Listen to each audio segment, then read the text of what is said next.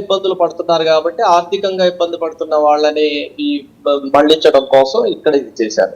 ఇప్పుడు సహజంగా ఒక దేశం ఇంకొక దేశంలో ఏదైనా చిచ్చు రేపినప్పుడు లేదా ఏదైనా దాడులు చేసినప్పుడు దాని వెనక రాజకీయ పరమైన, ఆర్థిక పరమైన, మిలిటరీ పరమైన కారణాలు ఉంటాయి. మిలిటరీ పరంగా ఓడిపోవచ్చు, కానీ రాజకీయ పరంగా గెలవచ్చు. మిలిటరీ పరంగా, రాజకీయ పరంగా ఓడిపోయి ఆర్థిక పరంగా గెలవచ్చు. ఇలా రకరకాల కారణాలతో ఇలాంటివి జరుగుతాయి. అయితే మనం ఇక్కడ గమనించాల్సింది ఏంటంటే, భారత ప్రజలు వేరు, భారతదేశానికి సంబంధించిన పరిపాలకులు వేరు. అలానే పాకిస్తాన్ ప్రజలు వేరు, పాకిస్తాన్కి సంబంధించిన పరిపాలకులు వేరు. ఇక్కడ దాన్ని నేను అబ్జెక్ట్ చేస్తున్నాను సార్. ఎందుకంటే ఇదే భారతదేశంలో గనక ఆ విధంగా కొంతమందిని ఉగ్రవాదుల్ని తయారు చేసేటువంటి వ్యవస్థలు పుట్టుకొస్తే ఇక్కడ ప్రభుత్వాలు, ఇక్కడ మనుషులు ఎవరో కూడా దాన్ని ఉపేక్షించరు. మరి పాకిస్తాన్లో అంత జరుగుతున్న పాకిస్తాన్ ప్రజలు ఎప్పుడు ఎక్కడ తిరగబడినట్లు మనం ఎక్కడ చదవలేదు, ఎక్కడ చూడలేదు. మరి మీరు ఎక్కడ చూసారా? వాళ్ళకి తినటానికి తిండి లేనప్పుడు వాడేం తిరగబడతాడండి? ముందు వాడికి బ్రతకటమే వాడికి ఇబ్బంది. పాకిస్తాన్ లో రాజకీయ స్థిరత్వం లేదు, ఎప్పుడు సైనిక పరిపాలకులు ఉంటారు. సైనిక పరిపాలకులు తమ పప్పులు ఉడకాలంటే వాళ్ళు నిరంతరం భారతదేశానికి సంబంధించి భజన చేయాల్సిందే. భారతదేశం గురించి ఏదో భారతదేశం మనకు అన్యాయం చేసిందని మన మీద వాళ్ళు చూపించుకుని వాళ్ళు బ్రతకాల్సిందే తప్పనిచ్చి, ఇండిపెండెంట్ గా ఈ పాకిస్తాన్ వాళ్ళు అభివృద్ధి చేసి వాళ్ళ ప్రజల్ని బాగు చేసి బ్రతికే పరిస్థితి పాకిస్తాన్ లో లేదు. పాకిస్తాన్ లో అత్యంత దుర్భరమైన పరిస్థితులు ఉన్న విషయం ప్రపంచం మొత్తానికి తెలుసు. కాబట్టి పాకిస్తాన్ లో ప్రజలు కానివ్వండి, లేదా భారతదేశంలో ప్రజలు కానివ్వండి, ఎవరు కూడా యుద్ధాన్ని కోరుకోరు, శాంతియుతంగానే ఉండాలని కోరుకుంటారు. అయితే పరిపాలకులు టాప్ లెవెల్లో ఉండే పరిపాలకులు వారికి సంబంధించిన రాజకీయ లేదా మిలిటరీ లేదా ఆర్థిక పరమైన లక్ష్యాల కోసం గాను యుద్ధాలు లేదా ఘర్షణలు, సంఘర్షణలు చేస్తూ ఉంటారన్న విషయం ఒక క్లియర్ గా మనం అర్థం చేసుకోవచ్చు. నా అంతవరకు నేను అనుకోవటం ఏంటంటే, సాల్మన్ రష్డీ గారు ఒక పుస్తకం రాస్తూ చెప్పాడు, రానున్న కాలంలో సైనిక పరమైన పోరాటాలు తక్కువగా ఉంటాయి, ఆర్థిక పరమైన పోరాటాలే ఎక్కువగా ఉంటాయని చెప్పారు. మోడీ గారు ఈ ట్రంప్ నాకు మంచి స్నేహితుడు అని చెప్తూ ఉంటాడు కాబట్టి అమెరికాని మనం మన చెప్పు చేతల్లోకి తెచ్చుకుని పాకిస్తాన్ ని ఆర్థికంగా చిన్నాభిన్నంగా చేసేసే పరిస్థితి చూసి దాని ఆర్థిక వనరుల మీద కనుక దెబ్బతీసేటట్టయితే భవిష్యత్తులో ఇలాంటి దుర్మార్గమైన పనులు పాకిస్తాన్ కి సంబంధించిన పరిపాలకులు చేయకుండా ఉంటారని చెప్పి నేను భావిస్తున్నాను.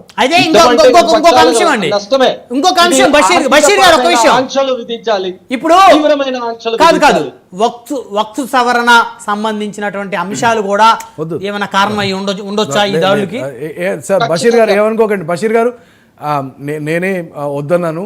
I think Waqf is not part of this discussion అండి.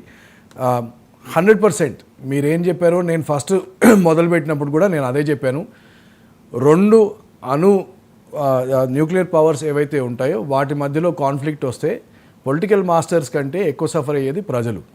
అండ్ ప్రజలు సఫర్ కాకుండా చూసుకోవాలి. అండ్ మీరు ఏదైతే అన్నారో ఫైనాన్షియల్గా, ఎకనామికల్గా మనం వాళ్ళని if you can bring them down to their knees, that's good enough. And చర్యలు కూడా నేను చెప్పాను, నీ జర్క్ రియాక్షన్ లాగా ఒక మిలిటరీ చర్య జరగచ్చు, but it will be limited. కానీ లాంగ్ టర్మ్లో పాకిస్తాన్ని ఆర్థికంగా తన మోకాళ్ళ మీదకి తీసుకురావాలంటే ఇప్పుడు ఆల్రెడీ ఇండస్ జలాల్ని ట్రీటీ ఆపేద్దాము అని ఒక అనౌన్స్మెంట్ చేయడం జరిగింది.